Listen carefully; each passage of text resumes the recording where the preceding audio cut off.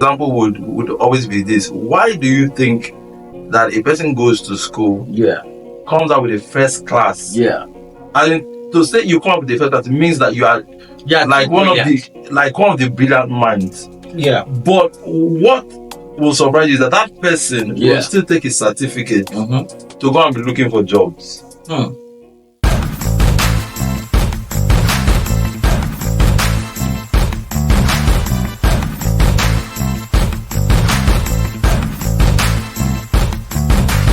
Hello there, you're welcome to another fantastic episode of Take It or Not. We're back on the air right here in the city of, I'm not going to tell you. So this is season 3, episode 7. Shout out to all of you that have been checking out all of our streams on YouTube and also your comments and also on TikTok, Facebook. Shout out to all of you. I almost wanted to say we give you praise. Okay, so today we are talking about why is Africa dependent on the Western world in terms of economic growth. And then we're going to take the part B of it, but I'm not going to tell you that. So with me in the studio is my friend as always.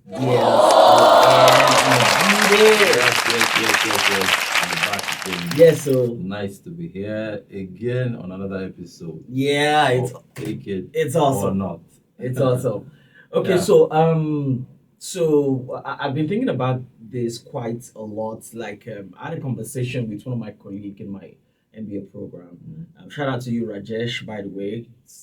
That conversation was in-depth. We talked about something. Why is it's more or less like it's been long, Africa is dependent on the Western world. But according to our conversation that day, he said something which I'm going to say in the other parts of the distance. But why do you think we are so dependent on the Western world? Thank you for that question. I think it's a very good question. And there are lots of factors that I think I don't even know if it will be possible for us to actually break away from some of them. Okay. But I know that we can actually become independent in some of the things. Okay. Take for example, for me, the one I consider to be the major factor. Is because we have historical factors. One of the major factors is the fact that we are colonized By them. You understand? So because they were the ones that colonized us, they were the ones, the English that we are speaking is from them. The schools that we have, the curriculum we run in schools, the institution we have in place, these are all the things that were put together by our colonial masters. And the sad part of it is that the effect of that colonialism still lingers on.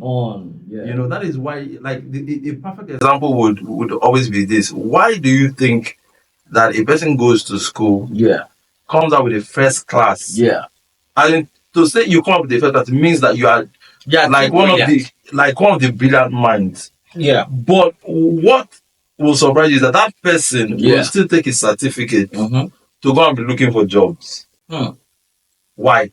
It is the philosophy behind the school system. Because so, as it is with an individual, that is how it is with a nation. Because they have colonized us.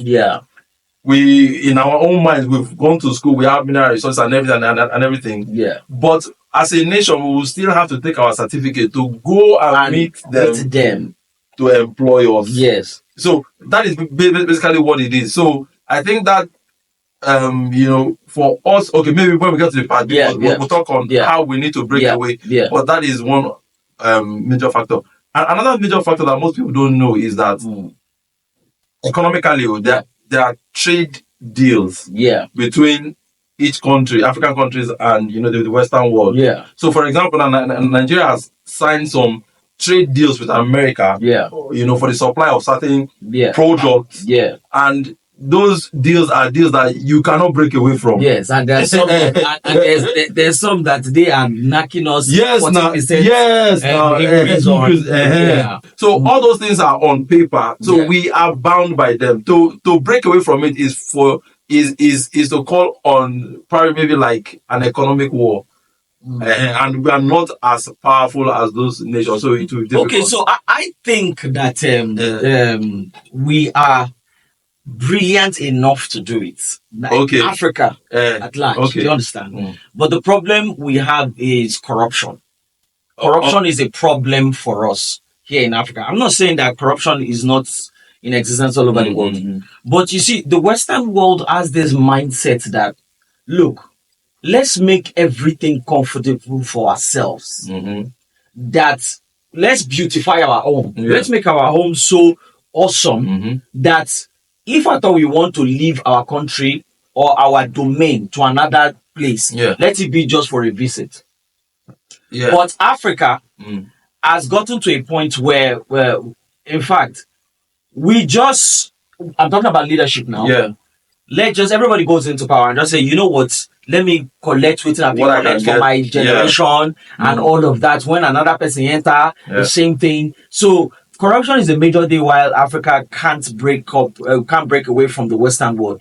If we can tackle with corruption, because if you're talking about the intellectual mind, this generation is smartly intelligent. I'm talking about our generation. I'm not saying that our fathers and mothers are not, but the leaders of their time. They've even transitioned into the leaders we have in this our time now.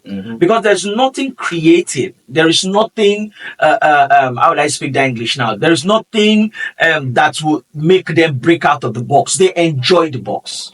Very, very correct. The Western world believes that, you know what, let's take this 2 naira and go to Africa and collect that major resources that Africa has. A woman said, and I quote, a very, very brilliant woman.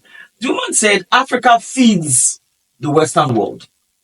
Very, very correct. Very, very correct. Because they just come here, they take whatever they have to, and they go over there to go and refine it. Does it mean that Africans can't refine what they have or what? It is just simple. Well, now we can't. Not that we can't. We can, but the corruption is too high. Very correct. The corruption, take for example, Nigeria gained independence in 1960. And yet, before now, Nigeria used to be Africa's #1 largest economy. But I think we are number 3 or 4. At the time, we fell to 3. Then, right now, we are either 4 or 5. Do you understand? I think Egypt or South Africa is first and second. When did South Africa gain independence? Just down the road. Do you understand? But somebody will argue with you and say that no, it's because they didn't get independence on time. The white people were in charge. The appetite rule was there for long. And you know, the mindset of the Western world is they will beautify their home. So because Africa I personally believe that argument. Yes, Africa will, the Western world, wherever they occupy, they will beautify it for themselves. So until Africa gets to that point, where we say, you know what, let's beautify our home. Let's make Africa self-dependent. Before we can be able to break away. So the problem is with our leaders. It is also one of the major factors. One of the major factors is Africans, we are disintegrated. Like all the African countries cannot come together. Like whether it's ECOWAS or whatever union to chart a course for African projects. You understand? So everybody is just doing their thing. Gaddafi wanted to do that. There are lots of people. Yes, I didn't know much about Gaddafi when he was alive, but after his death, is when they overthrew him and all of that. The United States government did that and all of that. So I started studying about him and I found out that this guy actually wanted to beat the dollar. He wanted Africa to have just one currency. They said he even went further as not trading with the dollar. He was trading with gold. So that was a big deal for me, like seriously. So and anything that is going to challenge the global, exactly, they will fight it tooth and nail. So Africa needs to be able to. We can't fight the Western world with admonitions and all of that. It's with our intellect. Because this Western world, they know we're brilliant. Africans are brilliant. It's just for us to. We are stuck in the past. We are stuck with the status quo. Very well. You see, now like this, we they do and moku they do and like this they go. No African leader is ready to jump in front of a gun for us, metaphorically. Very good. So it's a problem. The Western leaders are ready to say, let's do this thing. Take, for example, China. China has this mentality that, not that they don't believe in education, because some people will say that education is a scam. It's actually not a scam. Do you understand? But they believe in train them, their children, train them with basic skills. Because to be fair, some of the things we learned from school we are not using to work now. Do you understand? If I have my way, if I was going to say, let me be, if I'm in leadership or in the House of Assembly, I will enact a law that we should just learn maths and English. Period. That's all. Do you understand? So from there, let's start learning basic things that you can learn.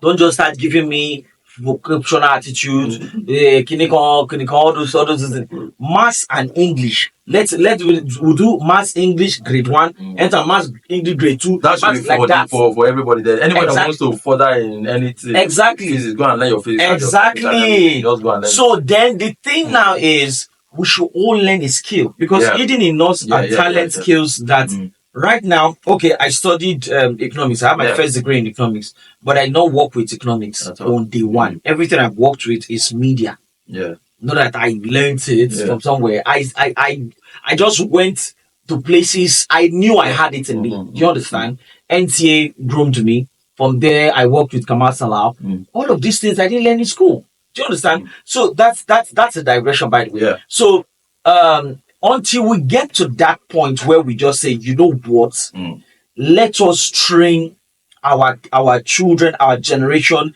in this aspect, because the generation that we have right now, they are actually able to, they can lead. They can lead. But we have a problem with the Western. We have a problem with how would I put that English now?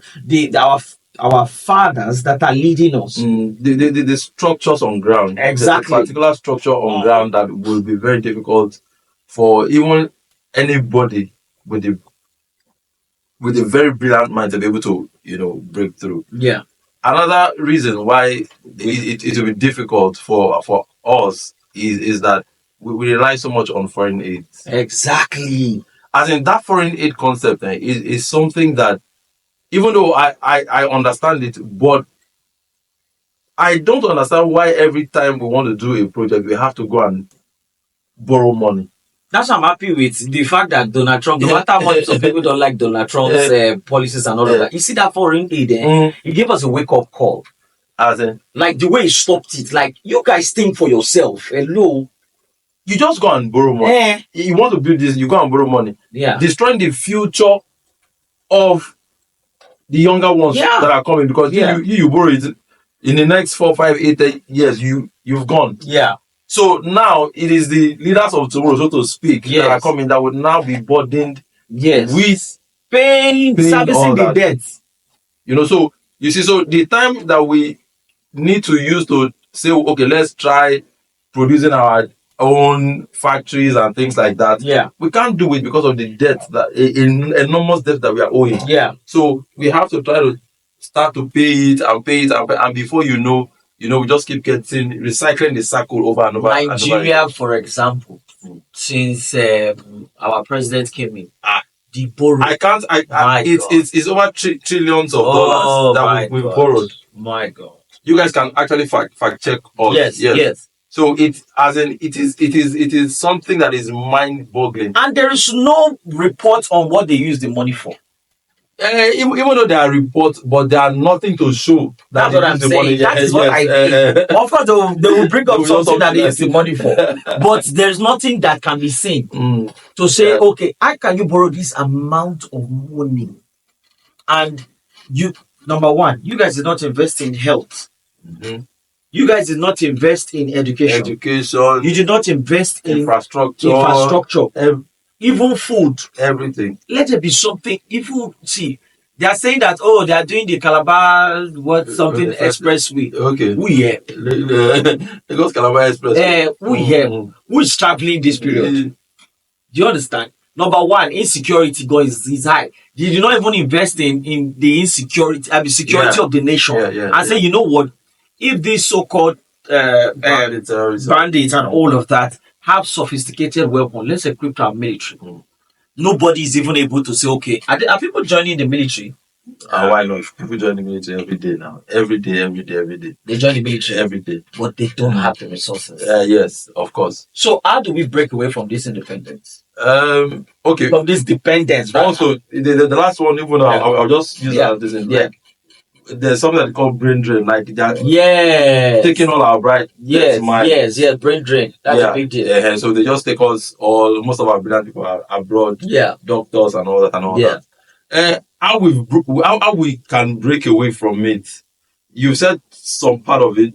You know, but it is basically like what you said. Take for example, all these things that we talked about. The fact that they've colonized us. Education, for example. We have to do away with the crap education that they actually introduced. You know, to us, which basically the philosophy is that by the time you acquire all knowledge, you have to go and start to look for a job. Like you said, we need educational curriculum that would what is the word now? That would teach us how to use basic vocational training. Yes. More of it. More in fact, that should be the university. Basically, that is what it is, because by the time you do that, this from a consuming nation to a production nation would naturally be in progress. Thank you. You understand? The point. Because it will inspire that entrepreneurial spirit. Yes. You know, because when you learn whether it's carpentry or it's mechanic or fashion, when you come out, your mind is not let me go and look for one job. Your mind is okay, how do I open my shop or how do I start my business? And that is the way we can actually redirect. There's an institute called Rosberg Institute. Okay.